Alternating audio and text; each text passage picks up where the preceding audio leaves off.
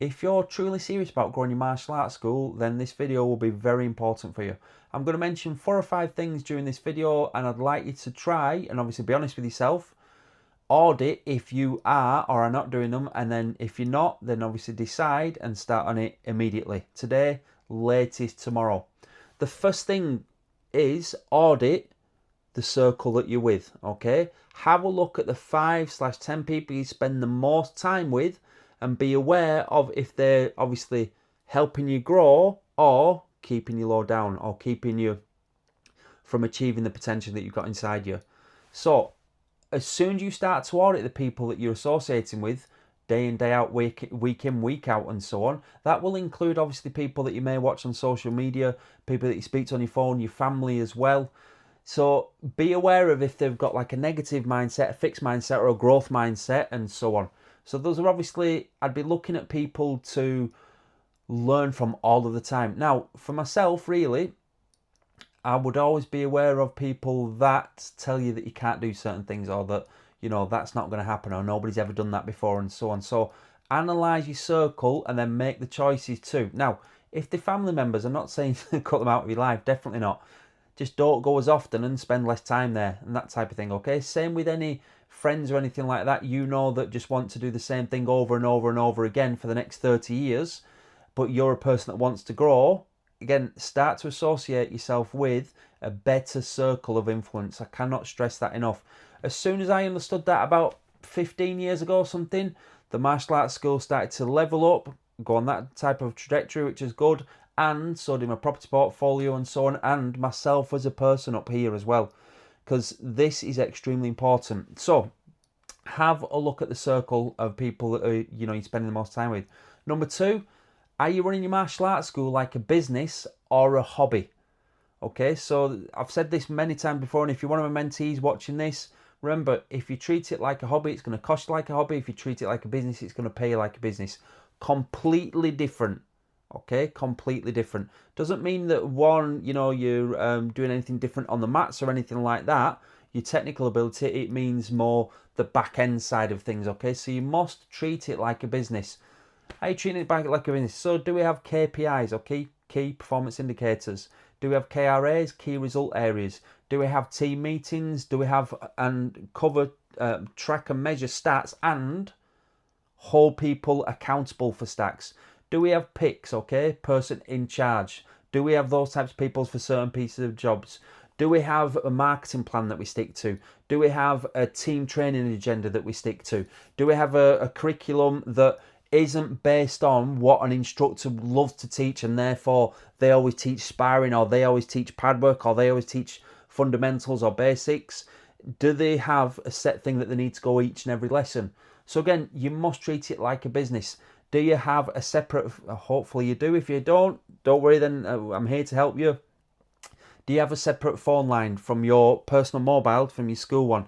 Do you have an email address that isn't at Yahoo or at Gmail or at Hotmail or so on? Is the domain yours? Okay, so if you have a look at the emails, again, if we've sent emails, you might have had one from Sensei in the room, or you might have had one, depending on how long you've been with me, from at Dervish. Okay, so again, there's so many things like that. But that will boil down to you, first of all, thinking this is a business, this isn't a pastime. Now, if I've repelled a few people from this already, then that's fine, because you're not the people that are obviously looking to grow your school and so on. But if you're still with me watching this, well done. Okay, congratulations. Make notes, do whatever you need to grow and build your school. So I think that was number 1, was be aware of your circle of influence, audit your circle. Number 2, understand if you are or not treating it like a business. And then number 3, really, I'm up to 3 probably, only concentrate on high value tasks, HVTs. Now, I'm sure I've written about both of these in both of my books. So again, if you haven't invested in any of my books, have a look on Amazon. I don't even know if they're on this website. Well, they won't be on this website because it's a YouTube video. But, invest in a copy of those, because I do mention high value tasks. So high value tasks for a martial arts school owner is not sweeping up, is not cleaning the toilets, is not going to empty the bins. However, okay, I've done all of those things and will always do all of those things, because we never get ahead of ourselves. But understand where is your skill set best placed, okay? Leverage there, all right? for you to leverage, I suppose leverage, no, well, let's have a look, American, English, lever. If we're going to use leverage, your skill set should be, obviously, probably marketing your school, doing the, maybe, depending on how much of a team you've got there, doing the first lessons, doing the second lessons, doing the enrollment conferences, doing the renewal conferences, and that type of thing, okay? So you should be sticking to your main skill set, the highest value tasks, the things that move the needle the most in your business. And again, it feels like I mention this on every single YouTube video, but this playlist is growing bigger all of the time. So have a look at some of the other videos on this. I might have even done one specific to high value task versus low value tasks. I don't know. So you need to be concentrating on the high value tasks. And within your martial arts school, that should be marketing every single day. Okay, whether that's doing warm outreach, cold outreach, contacting ex-members, sending certain emails, delivering free taste sessions at primary schools, secondary schools, Girl Guides, Boy Scouts, anything like that, okay? Anything where your ideal target audience is, okay? High value tasks. So, tracking stats. Now, although that only takes about 5 minutes done at the end of the day, don't associate the fact that it only takes such a short time that it's not therefore important. A high value task is tracking stats. Now, it might not actually be you tracking the stats. It might be another team member, but you definitely need to have your eye on that every single day, because that's your, obviously, benchmark to whether this is happening or that's happening, okay? Remember, we're either obviously growing or we're dying. There isn't this plateau that we'd like to think to. And if we're ever in this comfort zone, I know I'm going a little bit crossover here with the black belt performance stuff I cover with the entrepreneurs, but you're probably an entrepreneur. Well, you are an entrepreneur, really, if you've got your own martial arts school. We've got to be aware that that comfort zone is a bad place to be, because we don't challenge ourselves there, okay? So I've covered the high value tasks, associating with people, business, planning your day as well. So again, classic sayings, really, you run the day or the day runs you, that type of thing. But you should have things that you want to get done that particular day. Now, don't get this distracted with a to-do list. I have to-do list, of course I do, but they're not like 9 o'clock I'm going to do this, 10:15 I'm going to do that, 10:45 I'm going to do this, and so on, because days are fluid, they need to move around. But as long as you have, your big chunks, your high value tasks, get into planning your day, then it should happen, really, okay? So plan your day. What are you doing really to generate new traffic into your school? Number one. What are you doing to keep hold of the existing members you've already got? Number two. So ultimately, building your martial arts school really relies you to focus 100% of your time on those two things. Number one, trying to attract and enroll a student. And number two, trying to keep hold of that student forever.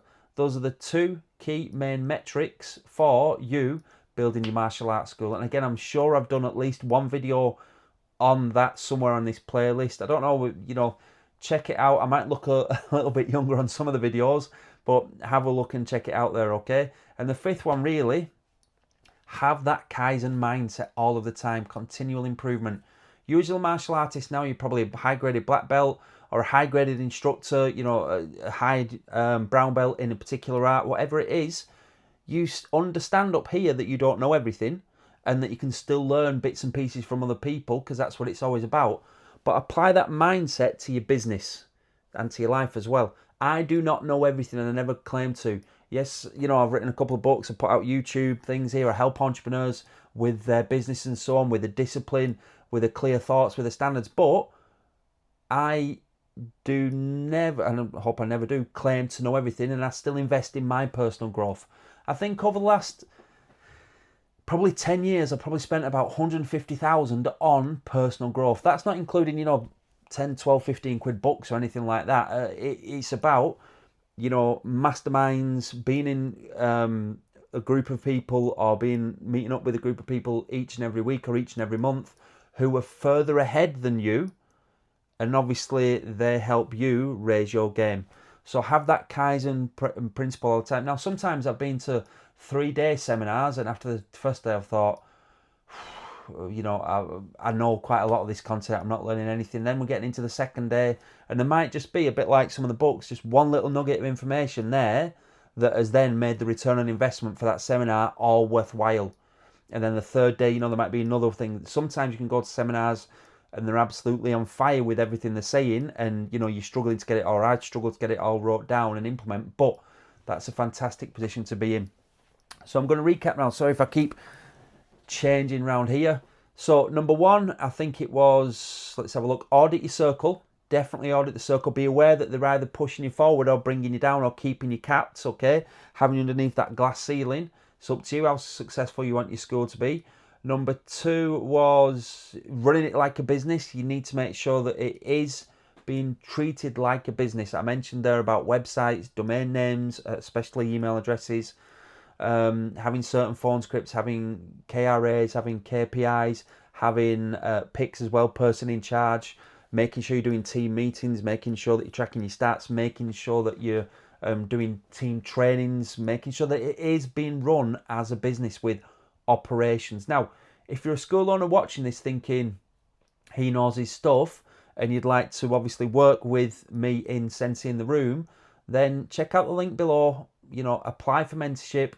We'll probably have, probably with me, a 45-minute chat on how your school's doing, any problems you have at the moment, what you're looking to achieve, where the holes are in your school and how we can help. Now, I'm honest with people, of course, we'd like to work with school members, but I don't just want to work with anybody, all right? So time is valuable. It's the most valuable asset we have. I want to work with people that are going to be receptive to ideas and obviously then implement those ideas, okay? So again, check out the link below. It might be senseintheroom.com or have a look at dervishdervish.com, depending on when you're watching this as well. Next thing, high value tasks. Make sure we're concentrating on those each and every day. Not being busy for being, not being a busy fool, not being busy and your wheels turning. Make sure your wheels are turning and you're moving forward. So high value tasks versus low value tasks. Plan your day, okay? And again, think about this as the difference between a to-do list and a not to-do list. One thing, when I start working, especially with one-on-ones with the entrepreneurs in the Black Belt Performance Group, is understanding to say no, okay? Because you never want to let your mouth break your back. You want to make sure that you can have the ability to say, no, I'm not going to do that. So as an entrepreneur, the further and further you get and the bigger and bigger your business becomes and the more opportunities you see, you could start to connect the dots, which is fantastic, but it's then your ability to say, no, I need to stay in my lane and so on. So some of the most grounded, successful businesses of all time have obviously tried other things and then thought, no, I'll just keep to this, okay? So it depends on you. And the final thing that I put is Kaizen, continual improvement. Start to read books, start to watch more of this. Obviously, I would love it. Sound like Kevin Keegan there, don't I? If you watched, every single one of these martial arts school videos, that would be fantastic. And then if you thought, I could help you or you'd like to be helped, that you got back in touch. But have that mindset all the time. Just like you've got in your martial art, you understand that you know quite a lot up here about your art, but yet there's still more to learn, and that it's like counting to infinity. It can't be completed. All right, which is one of the probably things that attracted you to it in the first place. The same with your business practices, with your business systems, with your mindset up here. It's continually improving all the time, and it's our job really to try and make this as valuable as possible so that we can obviously improve our business and our students' experience and so on. So thanks a lot for watching this. Check out the link in the video. Maybe have a look at senseintheroom.com. Find out a little bit more about my work. And yeah, maybe we'll speak soon. Good luck. Make sure as well, not trying to be one of these hypey people, but make sure you hit that subscribe button as well. That would be greatly appreciated. Anyway, take care. Watch it again, make notes, and good luck.